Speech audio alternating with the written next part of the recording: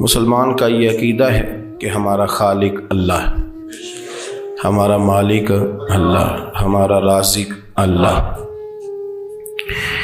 جب یہ ساری چیزیں، ساری عطائیں، ساری نعمتیں اللہ کی ہیں تو پھر مسلمان کی ساری توجہ بھی اللہ ہی کی جانب ہونی چاہیے۔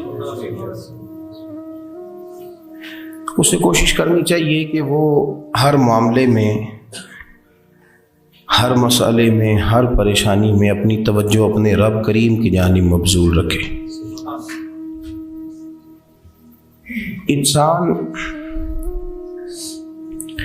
جب اپنے علم پر بھروسہ کرنے لگتا ہے، یا اپنی عقل پر بھروسہ کرنے لگتا ہے، یا اپنے تعلقات پر بھروسہ کرنے لگتا ہے، یا اپنی دولت پر، مال پر، صحت پر، تو ایک بہت بڑے دھوکے کا شکار ہو جاتا ہے۔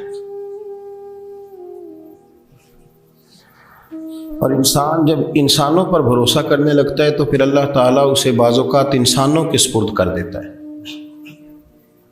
انسانوں کے سپرد۔ اور بہت سارے ایسے لوگ بھی ہوتے ہیں جو رب کریم کو بھولتے ہیں اور وہ اپنی ساری توجہ انسانوں کی طرف، دنیا کی طرف، دنیا داروں کی طرف کر لیتے ہیں، تو اللہ تعالیٰ فرماتا ہے پھر میں انہیں یہ سزا دیتا ہوں کہ وہ مجھے بھولنے نکلے تھے تو میں نے انہیں ان کا اپنا آپ بھی بھلا دیا، اپنا آپ بھی۔ سورہ حشر کو دیکھیے گا، فرمایا وَلَا تَكُونُوا كَالَّذِينَ نَسُوا اللَّهَ فَأَنسَاهُمْ أَنفُسَهُمْ۔ ان لوگوں کی طرح نہ ہو جانا جنہوں نے اللہ کو بھلا دیا تو اللہ نے پھر انہیں ان کا اپنا آپ بھی بھلا دیا، انہیں اپنی بھی ہوش نہیں رہی۔ وہ ایسے مسائل میں گھر گئے، وہ ایسی آزمائشوں میں الجھ گئے، وہ ایسی دنیا داری کے اندر الجھے کہ انہیں اپنا بھی پتہ نہ چلا۔ اب تو ڈھونڈتا پھرتا ہوں اے اقبال اپنے ہی آپ کو، اب تو ڈھونڈتا پھرتا ہوں اے اقبال اپنے آپ کو، آپ ہی گویا مسافر، آپ ہی منزل ہوں میں۔ جب انسان خدا فراموش ہوتا ہے تو خود فراموش ہو جاتا ہے۔ ہمارا بڑے زمانے سے تکیہ ہے، کبھی امریکہ پر، کبھی یورپ پر، کبھی برطانیہ پر، کبھی مالداروں پر، کبھی اسلحے والوں پر۔ اس کا نقصان یہ ہوا کہ اپنا کوئی وجود نہیں رہا، اپنا کوئی نظریہ نہیں رہا، اپنی کوئی سوچ نہیں رہی۔ ایسے محسوس ہوتا ہے کہ کوئی منشور نہیں، کوئی دستور نہیں، لگام منہ میں ہے اور اس کا سرا کسی کے ہاتھ میں ہے، وہ جدھر چاہتا ہے ہمیں گھما لیتا ہے۔ اللہ فرماتے ہیں یوں نہ ہو جانا کہ تم رب کو بھلا دو اور پھر تمہیں اپنا آپ بھی بھول جائے۔ اولئک ھم الفاسقون، فرمایا یہ وہ لوگ ہیں جو نافرمان ہیں اللہ کے، یہ نافرمان ہیں۔ جب یہ نظریہ بن گیا، جب یہ ذہن بن گیا کہ پیدا اللہ نے کیا ہے، دینا اللہ نے ہے، عطا کرنے والا اللہ ہے، نوازنے والا اللہ ہے، تو پھر ساری توجہ دنیا داروں کی طرف رکھنا، میں اللہ والوں کی طرف توجہ رکھنے کا قائل ہوں، میں وہ سمجھتا ہوں، ہم اس چیز کے قائل ہیں، لیکن وہ بھی کوئی آستانہ ہے کہ جہاں حق مرشد کا نعرہ تو بڑا لگے پر رب کا نام ہی نہ سننے کو ملے۔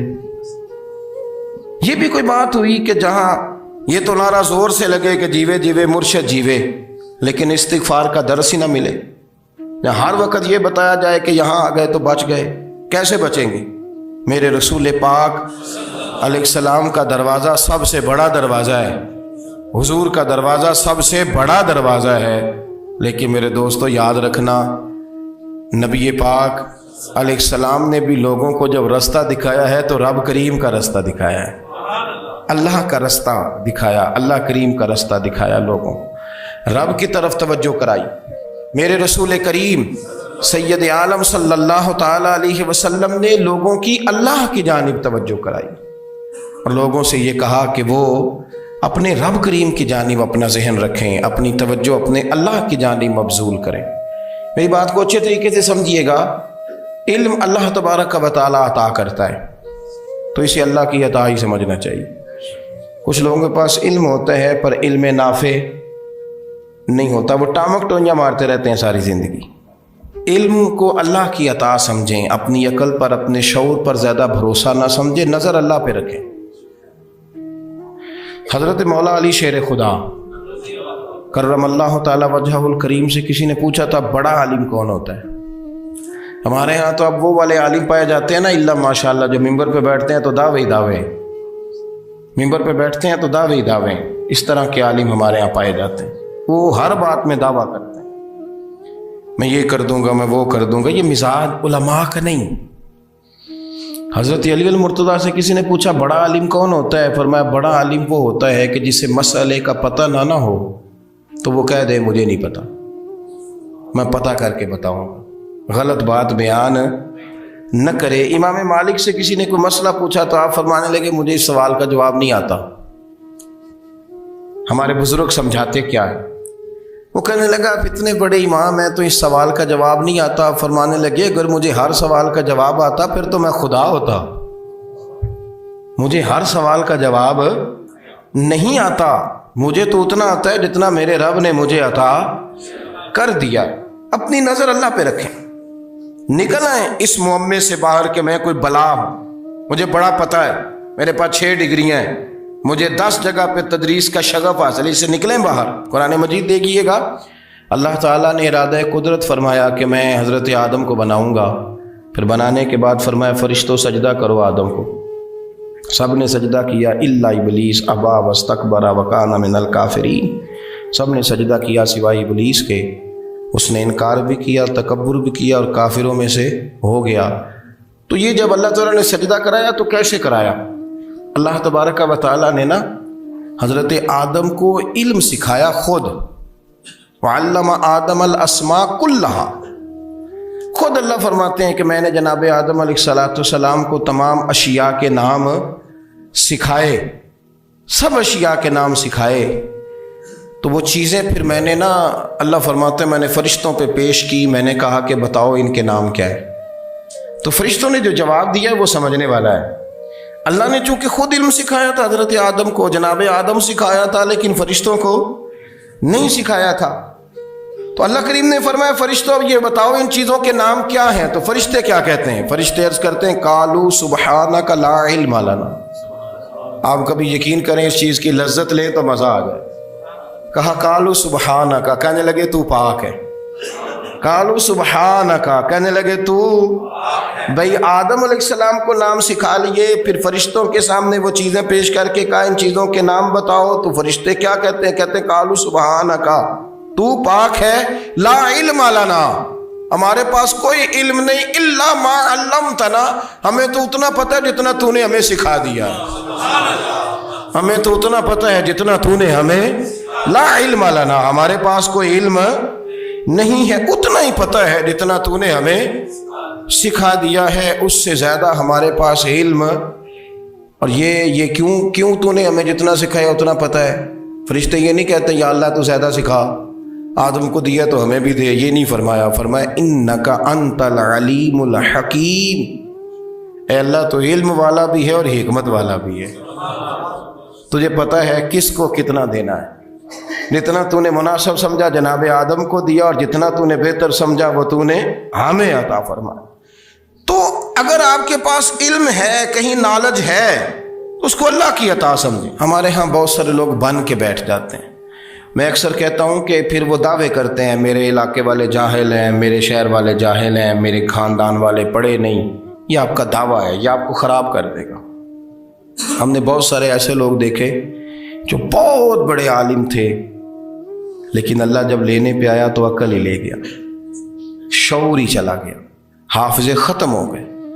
آپ دیکھتے ہیں بڑھاپے میں کچھ لوگ ایسے ہوتے ہیں کہ جن کو یہ بھی یاد نہیں رہتا کہ میرا نام کیا ہے، میں کہاں ہوں، مجھے کدھر جانا ہے۔ تو اس وقت سے اللہ کی پناہ مانگیں اور اپنی نظر اپنے رب کریم کی جانب رکھیں، اللہ کی جانب اپنی نظر کو مبذول رکھیں۔ دوسری بات، علم کے بعد ایک چیز آتی ہے جس کا نام ہے ہدایت،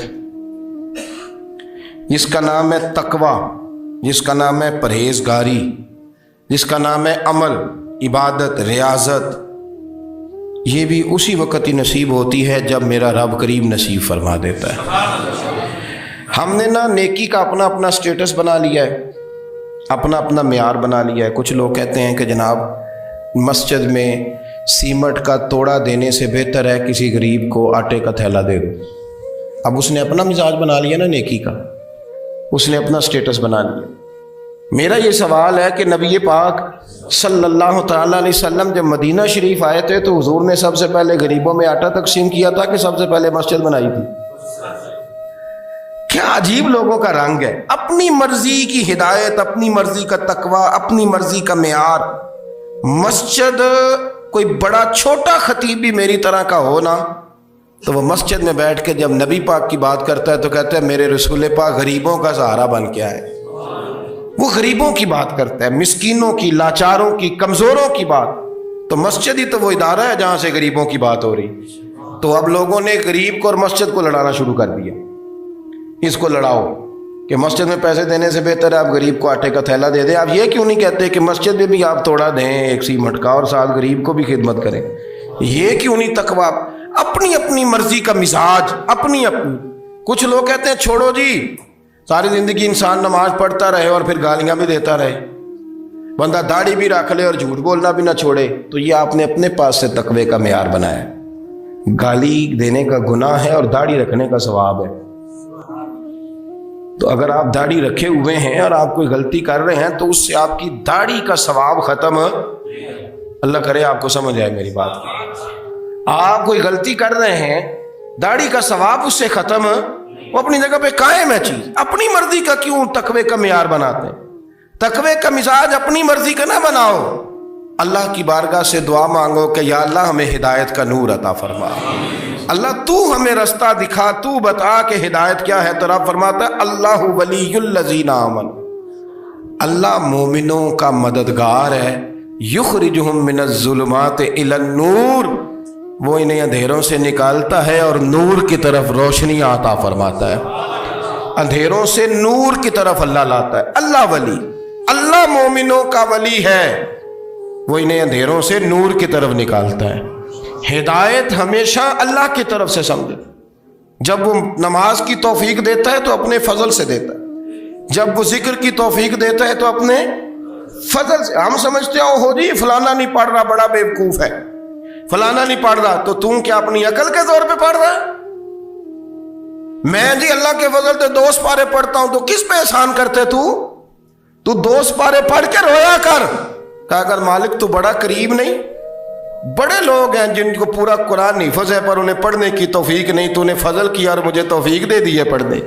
رویا کر، پڑھ کے رویا کر، راتی ساری کر کر زاری، او نیند اکھاں تھی توندے تے فجرے اوہی گناہگار کہاون سب تو نیوے ہوندے۔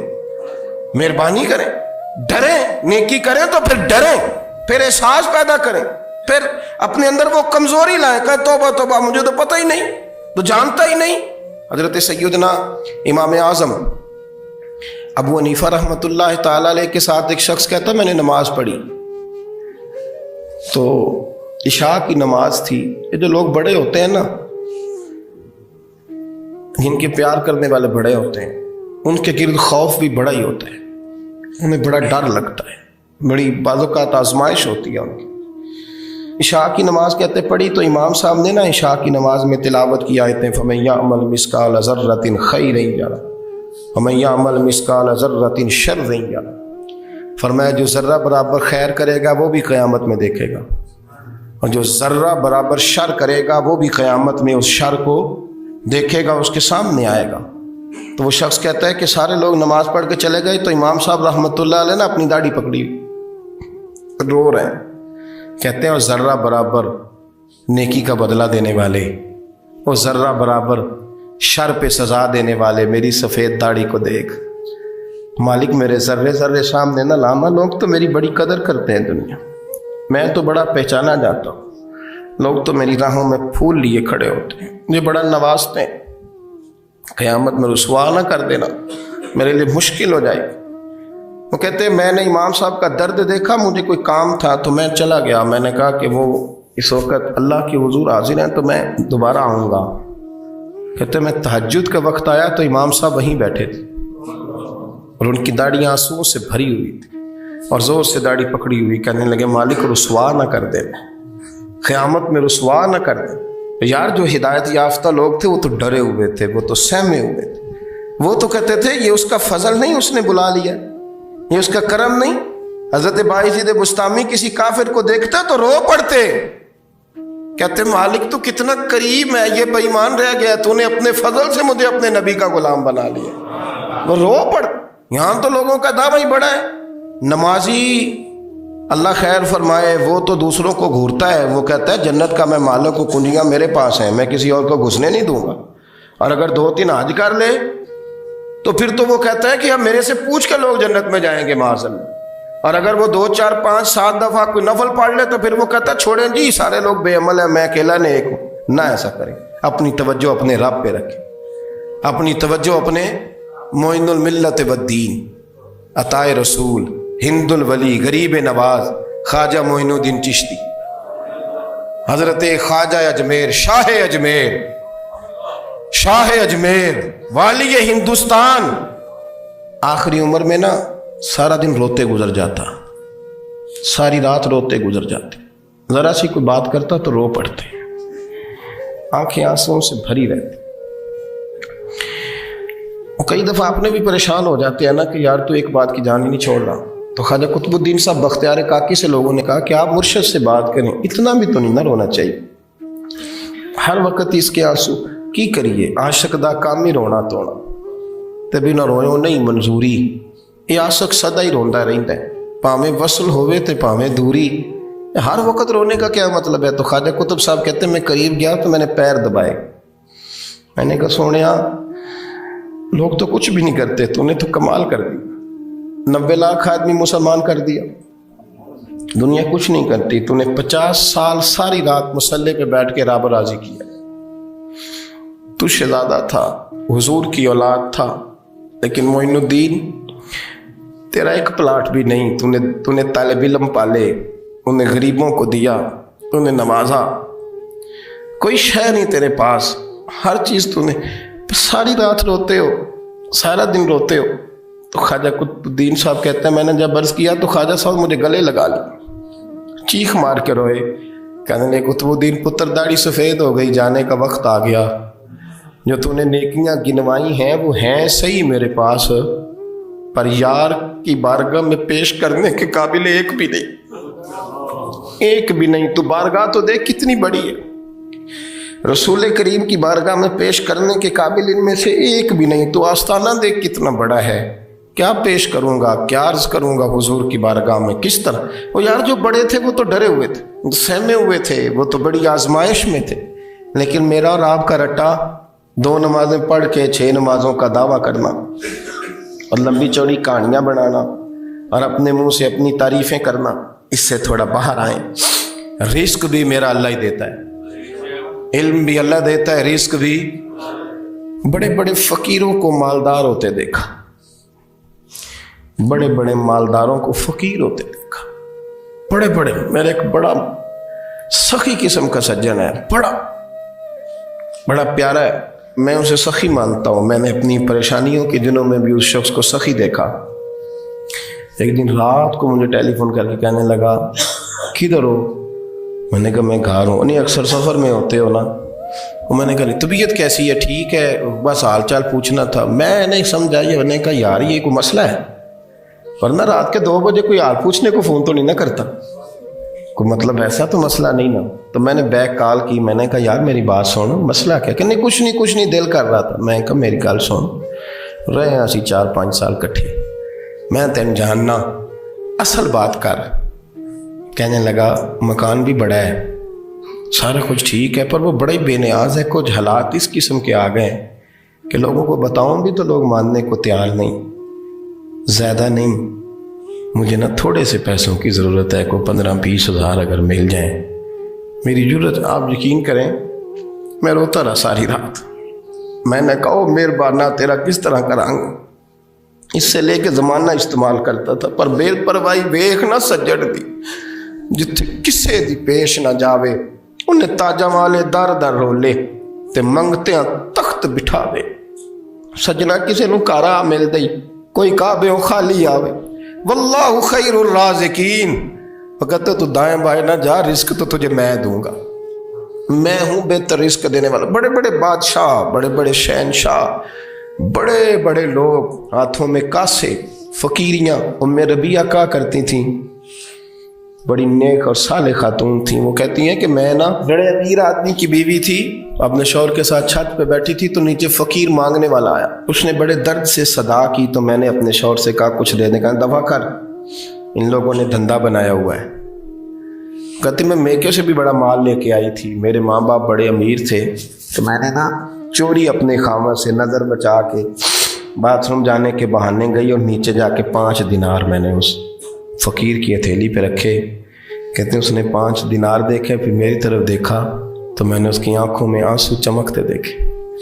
کہنے لگے بی بی رب تیرا بھلا کرے، میں 3 دنوں کا بھوکا ہوں۔ کہ وہ چلا گیا، میں گھر آ گئی، جب باہر آئی تو میرا شوہر کہنے لگا تو اتنی اب اتنی تو تیز ہو گئی ہے اور تو اتنی خود مختار ہو گئی ہے، میرے بغیر پوچھے مال خرچ کرے گی، جا تجھے 3 طلاقیں۔ کہتی میں بالدار اور وزادار باپ کی بیٹی تھی، طلاق لے کے گھر آئی تو میرا باپ ٹوٹ گیا، چارپائی پہ چلا گیا، اوہو یہ کیا بن گیا۔ کہتی بڑی تکلیف رہی۔ 1-2 سال کے بعد میرے ابا نے میری شادی کر دی۔ اب جس شوہر کے پاس گئی وہ بڑا نیک تھا، پرہیزگار تھا، اللہ نے بہترین صلہ دیا۔ کتنی چھت پہ بیٹھی تھی، دروازے پہ فقیر آیا، میں نے شوہر سے کہا کچھ دے دوں؟ کہنے لگا 5 نہ دینا، 15 دینا، 20 دینا، میں فقیر ہوں، میں نے فقر سے دولت دیکھی ہے، اسے خالی نہ لوٹانا۔ کہتی ہے کہ میں نیچے گئی اور جب میں نے اس کی طرف دینار بڑھائے تو میری چیخ نکلی، پیسے پھینک کے میں بے ہوش ہو کے گری۔ میرا شوہر نے آ کے اٹھایا، اندر لے گیا، پانی منہ پہ چھڑکا، کہنے لگا تجھے کیا ہوا؟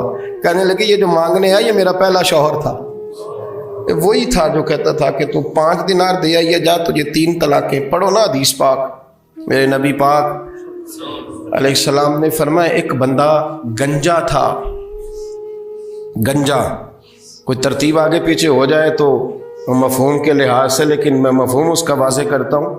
ایک گنجا تھا، کوئی شے نہیں تھی، سر پہ بال بھی نہیں تھے، رویا کرتا تھا۔ اللہ تعالیٰ نے فرشتے کو بھیجا، تجھے کیا چاہیے؟ تو کہنے لگا بال آ جائیں اور تھوڑا مال آ جائے۔ فرشتے نے ہاتھ پھیرا تو بال بھی آ گئے تو بکریاں بھی آ گئیں، لائنیں لگ گئیں، مال ہی مال ہو گئے۔ دوسرے کے پاس گیا، وہ کوڑا تھا، اس کو جا کے کہا کیا چاہیے؟ کہنے لگا شفا ہو جائے اور کچھ اللہ تعالیٰ آسانی کر دے۔ شفا بھی ہو گئی، گائیں بھی دے دی، بھینسیں بھی دے دی، مال ہی مال ہو۔ پھر ایک کے پاس گیا، وہ اندھا تھا، تجھے کیا چاہیے؟ اس نے کہا آنکھیں مل جائیں اور کچھ ساتھ اللہ مال دے دے۔ اونٹ ہی اونٹ ہو گئے۔ جب بڑا نواز دیا تو پھر مالک نے امتحان لینے کا ارادہ کیا، یاری تیری سونا ہے پر آزمائشاں بھی تیریاں اگ، آزمائشاں تیریاں، صحیح کہہ رہا ہوں، آزمائشاں تیریاں، یاری تیری سونا ہے پر آزمائشاں تیریاں، اے سونا پرکھیا جامدائی پہلو نہ لگاں دے لگ۔ اللہ نے فرمایا آزمائش کرو۔ سب سے پہلے گنجے کے پاس آئے، اسے کہا اللہ کے رستے میں کچھ دیکھنے لگا، میرے خرچے ہی بڑے، دیکھو تو صحیح کتنی مشکل میں وقت گزارتا ہوں، حال ہی کوئی نہیں۔ تو اس نے کہا میں نے تو سنا ہے تو گنجا اور بھوکا ننگا تھا۔ کہنے لگا میں تو جدی پشتی رئیس اعظم ہوں، تجھے کس پاگل نے کہا ہے بھاگ جا؟ اس نے کہا اچھا جیسے تو تھا ویسے ہی ہو جائے۔ کھیت کھلیان اجڑ گئے، پھر سے گنجا ہو گیا۔ حضور علیہ السلام فرمانے لگے، پھر وہ اس کے پاس گیا جو کوڑا تھا، اسے کہا کچھ دے، کہنے لگا خرچے ہی بڑے۔ اب پوچھ لیں کسی امیر آدمی سے، کہے گا چکی کے نیچے ہاتھ ہے میرا، میرے سے زیادہ تو پریشان بندہ ہی کوئی نہیں، کیا بتاؤں آپ کو، اتنا ٹیکس ہے، اتنا جرمانہ ہے، فلانی شے، بڑا کچھ گنواتے ہیں لوگ۔ اس نے کہا میں نے تو سنا تو پہلے کوڑا تھا۔ اس نے کہا اچھا دوڑ جا، میں تو رئیس اعظم ہوں، دادا بھی پردادا بھی اور ساری نسل ہی۔ اس نے کہا اچھا جیسے تو تھا ویسے ہی ہو جائے۔ پھر وہ گیا اندھے کے پاس اور جا کے کہا اللہ کے نام پہ کچھ دے۔ تو کہنے لگا رب کے نام پہ؟ یہ کھڑے ہیں اونٹ جتنے تیرے دل کرے لے دا۔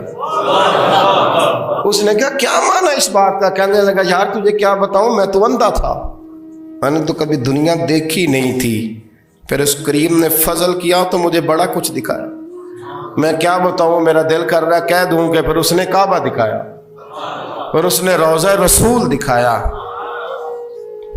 پھر اس نے ریاض الجنہ کے سجدے دکھائے، پھر اس نے اپنے محبوب کے دروازے کی رونقیں دکھائیں، اس نے بڑا کچھ دیا، اس نے بڑا نوازا۔ میرے پاس تو شاید میں بدکار پرانا خادم، کسے در ملی نہ ٹوئی، ایتے واصف یار نے نظر جو کی تھی، پھر واصف ہی ہوئی۔